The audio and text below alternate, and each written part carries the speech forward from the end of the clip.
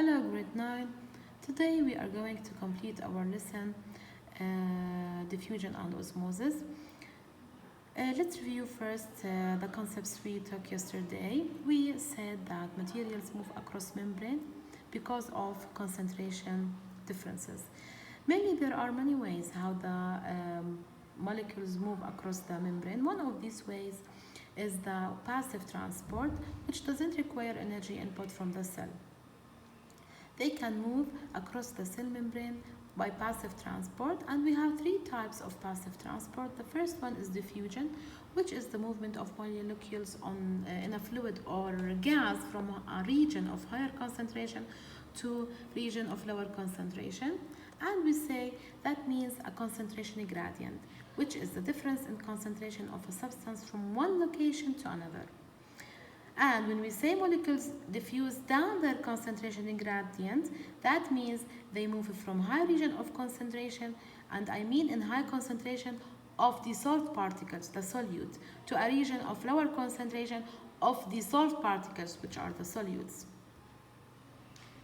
As you see here in this figure, when you drop this ink inside or dye in the water cup, the drop will be high concentration at the beginning, and that it will start to diffuse or spread apart until there is equilibrium in the concentration of the solution. And diffusion, it's very important because it plays an important role in moving substances across the membrane, okay? And mainly the molecules that transported by diffusion are the lipids, small lipids, and other nonpolar molecules such as gases like oxygen and carbon dioxide. Now the other type of passive transport, which doesn't need any energy and it moves down the concentration gradient, is osmosis. But at this time, osmosis is concerning the molecules of water. So during osmosis, the movement will be across the semi-permeable membrane, the cell membrane, from area of high concentration of water to area of low concentration of water. So diffusion concerns the dissolved particles, the solutes, and osmosis concerns the water particles. And we should recognize that higher concentration of dissolved particles in a solution means the lower concentration of water molecules in the same solution. We have three types of solutions: isotonic, hypertonic, and hypotonic. First, when I say hypertonic, that means the solution has high concentration of solutes, and on the other hand, low concentration of water. While in hypotonic, that means the solution has low concentration of solutes and high concentration of water. So, if we want to compare solutions with each other, we would look here at the outside and inside of the cell.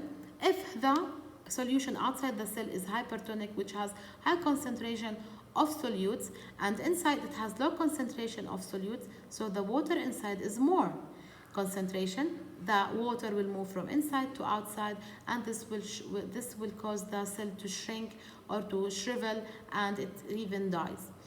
While in hypotonic, if the cell is in a hypotonic solution and inside is hypertonic solution, so water concentration will be high outer side, so the movement will be from outside to inside, and this will cause the cell to swell, and it may burst and explode. In the isotonic solution, that means both inside and outside have same concentration of solutes, so they move equally inside and outside the cell. Equal amounts of water enter and exit the cell, okay, and the sizes stay constant. The last type of passive transport is the facilitated diffusion. Sometimes some molecules are not small enough to pass through the cell membrane, or some molecules are polar. We know that polar molecules cannot pass easily, so they need a helper, okay? And because of this, we call it facilitated diffusion. It's a kind of passive transport that it doesn't need an energy, and it moves from high concentration to low concentration. But the difference here that these molecules need a helper, which is a transport protein, okay? They can cross the cell membrane, but through a transport protein. تمام. So transport proteins make it easier for molecules to enter or exit a cell, but the process is still a passive transport and molecules move down a concentration gradient, يعني من high to low and no energy is needed. We said that we have many types of transport proteins. Some proteins act as channels or tunnels, okay, for the molecules to be transported. Some proteins act as enzymes which change their shapes when they bind to their active sites. And some of them act as receptors that bind to ligands. All right?